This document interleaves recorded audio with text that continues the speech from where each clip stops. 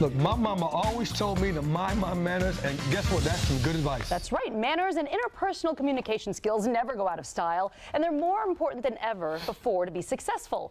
Aimee Symington is an etiquette expert and the president of Finesse Worldwide. She's here with her top 5 manners for success. Aimee, good morning. Great to see you. Nice to see you. No. Studies show that people with good social skills, good interpersonal skills really seem to fare better in the business world as well. Oh, they really do. I mean, you can build better relationships when you have nice manners. You're more successful throughout your career. They say that 80% of your success is based on your social skills. So we have a lot of things we need to learn. Well, social skills, then let's start talking about the cell phone. Yes. You get people on the phone, they're very loud, the whole deal, and no courtesy out. I mean, I love my cell phone, but there is a time and there is a place for your cell phone. So one of the key things I will say is that when you're talking to somebody in public or, you know, just one-on-one, is please, if your cell phone rings or you get a text, don't answer it. Don't stop to stop your conversation just to look who's there, because it's very rude and disrespectful. Unless it's an emergency. An emergency, fine, but otherwise, you know, it's not an emergency and you don't have to do that. But I got one thing. As a man, if your wife calls you or your kids call you, you better answer that call. I don't care what's going on. I don't care if you're the president. Very well. You better answer that call.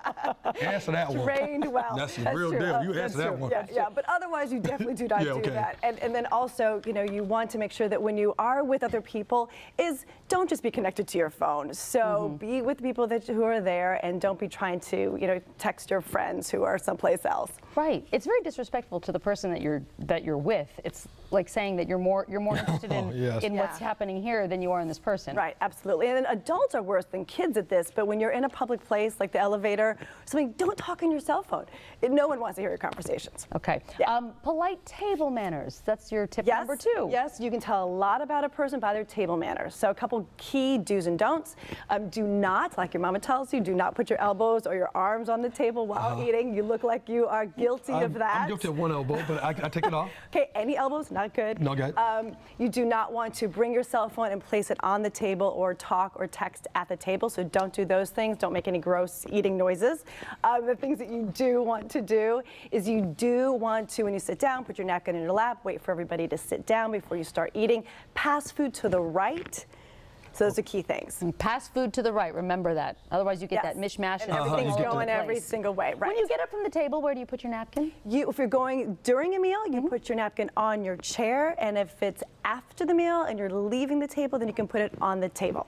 Okay. Good question. Okay. Wow. All right. What about meeting people for the first time? Yes, very important to make a good first and lasting impression on others. So it's very simple, but it's amazing how many people don't do it correctly. But it's to give a good, firm handshake, look the person in the eye, and smile, say your full name, and it's nice to meet you. And then, instead of just standing there, you want to make polite conversation with the person by asking some questions.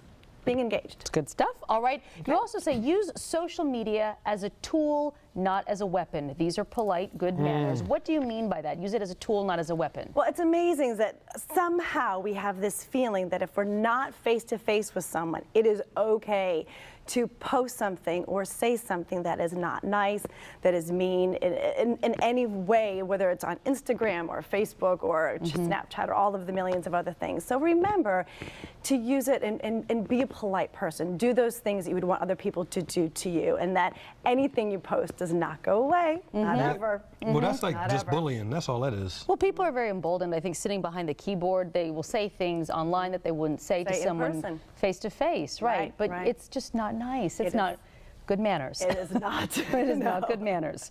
And then also about just helping others in general.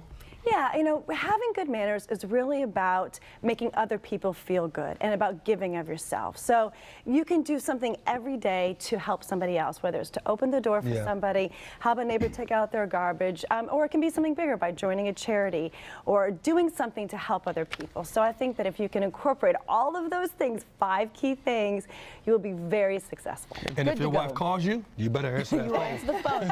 For information on Aimee's modern children's etiquette and cotillion classes, go to finesseworldwide.com, finesseworldwide.com. Aimee, thank you so much. Thanks.